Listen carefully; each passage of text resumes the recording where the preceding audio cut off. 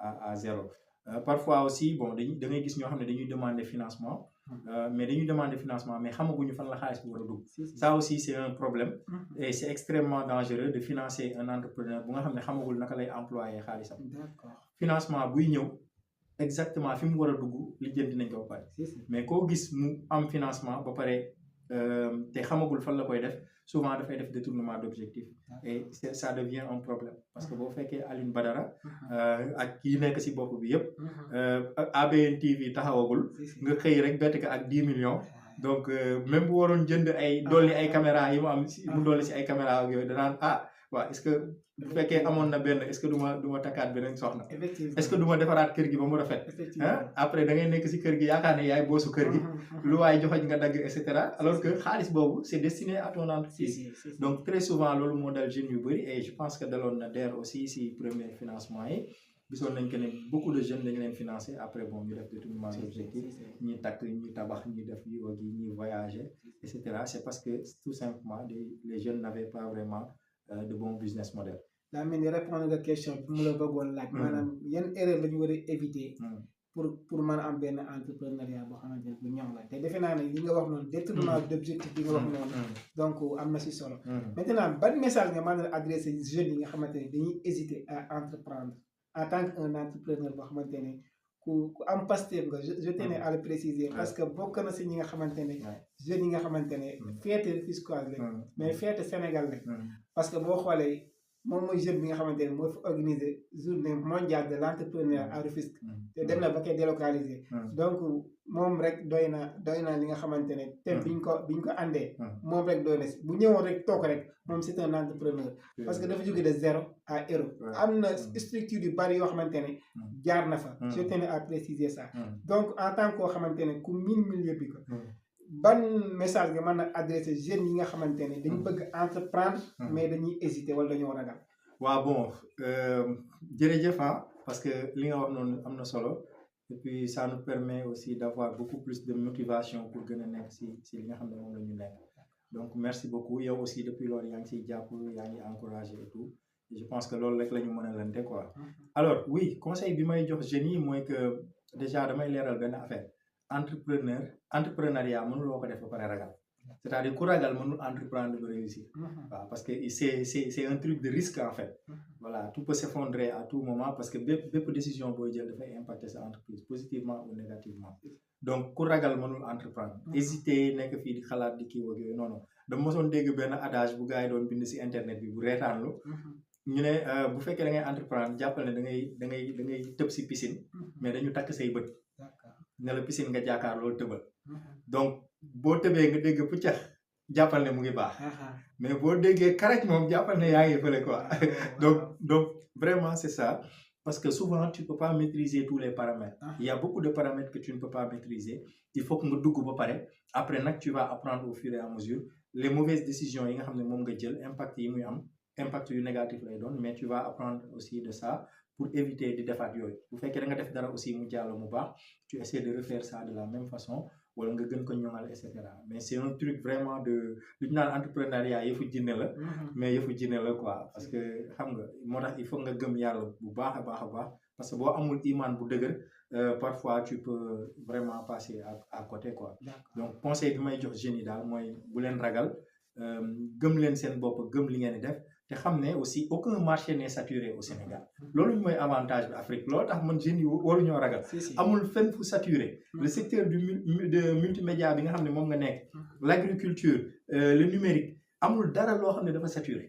voilà da ngay gis benn koñ il y a 10 aviculteurs mais terewul bu korite jotee ginaar dafay manqué donc amul milieu bu saturé amul fenn fu ñu am autosuffisance au Sénégal amul ça n'existe pas donc il faut que les gens se lancent et puis ñu bañ a ragal quoi donc ñu lancé wu bañ a ragal mi ngi noonu kàddu gi nga xamante ne moom la Alassane Mbaye wax ñu bàyyi si xel bu baax a baax maintenant l'entrepreneuriat des jeunes ndax des fois duñ koy utiliser pour masquer l'échec bi nga xamante ne mooy échec politique d'emploi parce que est-ce que des fois suñu homme politique yi duñu profiter aussi emploi des jeunes pour mën a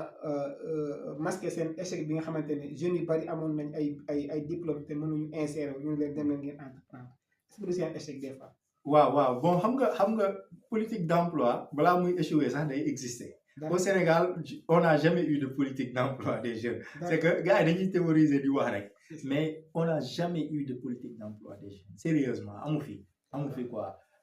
Parce qu'ils sont en train d'essayer des choses, etc. Mais à vrai dire, il n'y a pas une réelle politique d'emploi des jeunes. Oui, vous faites qu'il y a aussi,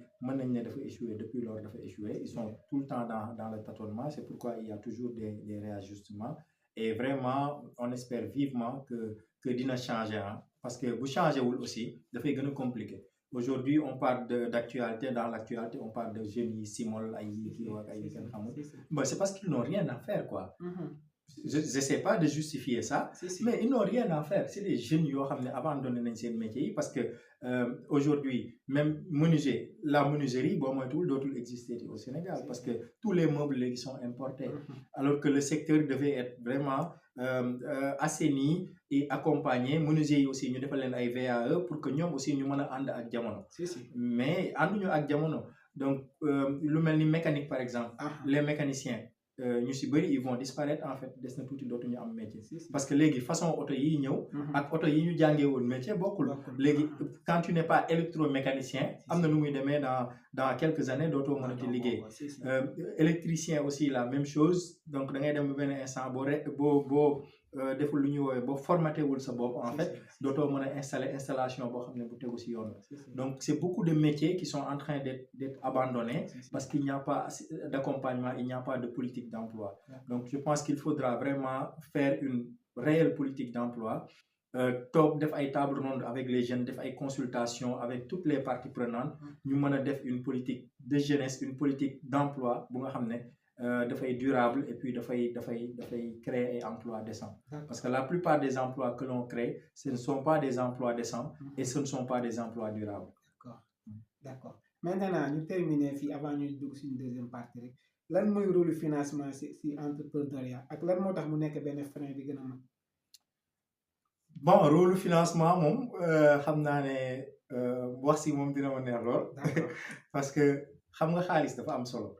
Xaalis mooy liggéey xaalis quoi qu'on se dise la vérité parce que bu fekkee da ngay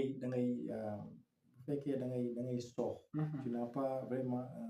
un financement pour ton activité.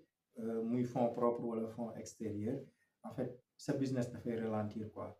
pour nga am déjà loo mën a rouler le fond de roulement c'est dafay difficile parce que entreprise day toll fu nga xam ne parce que ay phase la quoi xale dafay juddu raam dox daw donc entreprise aussi noonu la mel donc bu fekkee nag tu n'as pas assez de fonds en fait pour mën a suivre top étape yooyu boo moytuwul benn étape rek ngay nekk donc boo nekkee benn étape mooy waral après nga décourager et cetera parce que tu n'as pas assez de fonds en fait pour def li nga bëgg a def am tey jii bu fekkee da nga bëgg a yor télé amuloo assez de téléphone wala assez de caméra pour def ko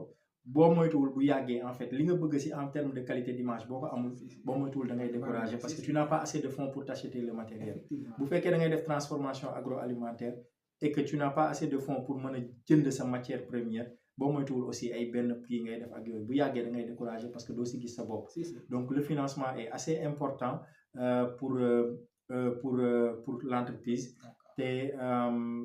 le financement aussi bu ñu jàpp que ne il faut forcément un financement extérieur oui on peut avoir un financement sur fonds propres et puis il y a ce que l'on appelle aussi les levées de fonds avec le crowdfunding c'est-à-dire le financement participatif qui est l'un des méthodes de financement les plus anciens yu nga xam ne ñun xam nañ ko moom la ñuy pratiquer suñu kër yi moom la ñuy pratiquer suñu tarixa yi ak yëpp donc que l'on peut faire aussi pour financer nos activités entrepreneuriales. Machallah. Maintenant en tant que Alassane Mbaye directeur de GPS Consulting léegi lan mooy GPS Consulting waaw boo déggee GPS rek GPS courrier GPS moo lay gindi donc mool yi dañ koy utiliser lu bëri bu ñu nekkee géej parce que duñu am ay repères GPS moo leen di gindi donc dañ ko dàkkantalee loolu mais mu ngi tudd Global Premium Service Consulting donc c'est un cabinet de consultance boo xam ne maa ngi ko créé depuis 2019 muy accompagner ay entrepreneurs ak ay associations ak ay ONG ak ay collectivités locales aussi j'ai travaillé avec beaucoup d'organisations non gouvernementales au Sénégal en Guinée-Bissau en Gambie ak yoo xam ne aussi nekkuñu Sénégal ñu ngi Angleterre ak yooyu noonu quoi ak États-Unis aussi liggéey naa ak ñoom. Il y a aussi les collectivités territoriales. Je travaille avec beaucoup de mairies. Avec conseil départemental aussi, liggéey naa ak ñoom. Je travaille aussi avec des démembrements de l'État, ANPEJ, ONFP, 3FPT, ADPME. Liggéey nañ ak FAO, liggéey nañ ak beaucoup de structures. École nationale des douanes ak yeneen ak yeneen. Donc bëri na. Mais on est dans l'accompagnement, on est dans la consultance, on est dans le coaching, on est dans la formation. Le plus jëm ci comptabilité externe yooyu yëpp dañ koy def. Donc pour les entrepreneurs pour jàppale leen ñu mën a réussir seen entrepreneuriat. Collectivités yi ñu jàppale leen ñu mën a développer bu baax seen i politique ak seen i programme. ONG yi et tout quoi. D'accord léegi joxewaale siège bi fa la nekk ak numéro boo xamante ne. waaw képp koo xamante ne soxla na pour ñëw ñu former ko foofu wala ñu assister ko si milieu bi mu nekk rek. incha allah nga joxewaale siège bi ak numéro bi incha allah. waaw cabinet bi mu ngi nekk Rufisque Sonadis donc immeuble Anta Diaga mooy immeuble bi gën a fës ci Sonadis bu rouge bi. ñu ngi 2e étage. donc appartement numéro 13. ku fa ñëw